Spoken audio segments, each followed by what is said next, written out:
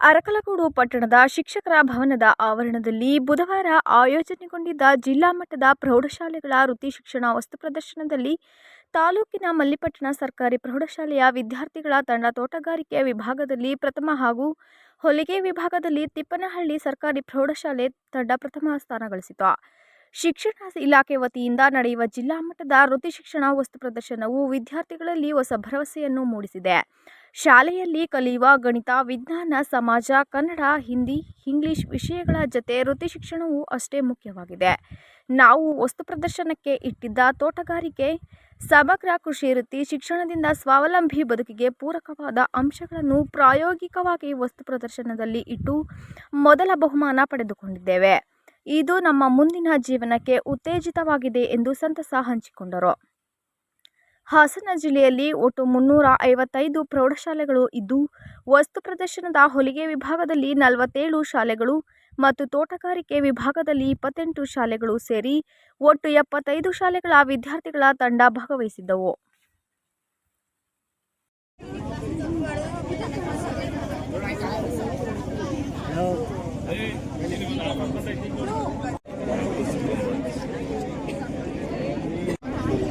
ಉಪನಿರ್ದೇಶಕ ಕಚೇರಿ ಮತ್ತು ಶಾಲಾ ಶಿಕ್ಷಣ ಇಲಾಖೆಯ ಅರಕಲಗೂಡು ಅವರ ಸಂಯುಕ್ತ ಆಶ್ರಯದಲ್ಲಿ ಇಂದು ಜಿಲ್ಲಾ ಮಟ್ಟದ ಕಲಿಕೋತ್ಸವ ಮತ್ತು ವಸ್ತು ಪ್ರದರ್ಶನ ಕರಕುಶಲ ವ್ಯವಸ್ಥೆಗೆ ಸಂಬಂಧಪಟ್ಟಂತಹ ವಸ್ತು ಪ್ರದರ್ಶನವನ್ನು ನಾವು ಇವತ್ತು ಎಲ್ಲರ ಸಹಕಾರದೊಂದಿಗೆ ಆಯೋಜಿಸಿಕೊಂಡಿರ್ತೀವಿ.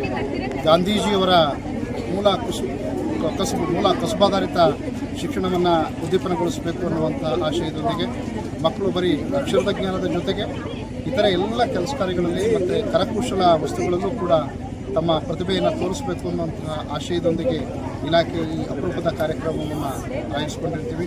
ಕಾರ್ಯಕ್ರಮದಲ್ಲಿ ಎಲ್ಲ ಗಣ್ಯರು, ಎಲ್ಲ ಜನಪ್ರತಿನಿಧಿಗಳು ಹಾಗೆ ಎಲ್ಲ ಪುಟಾಣಿ ಮಕ್ಕಳು ಬಹಳ ಖುಷಿಯಿಂದ ಸಂತೋಷದಿಂದ ಕಾರ್ಯಕ್ರಮದಲ್ಲಿ ಭಾಗವಹಿಸಿರ್ತಾರೆ. ನಮಗಿದು ತುಂಬ ಸಂತೋಷದ ವಿಷಯ. ಇಡೀ ಜಿಲ್ಲೆಯಾದ್ಯಂತ ಎಲ್ಲರೂ ಕೂಡ ಖುಷಿಯಿಂದ ಭಾಗವಹಿಸಿರ್ತಾರೆ. ತುಂಬ ಧನ್ಯವಾದ.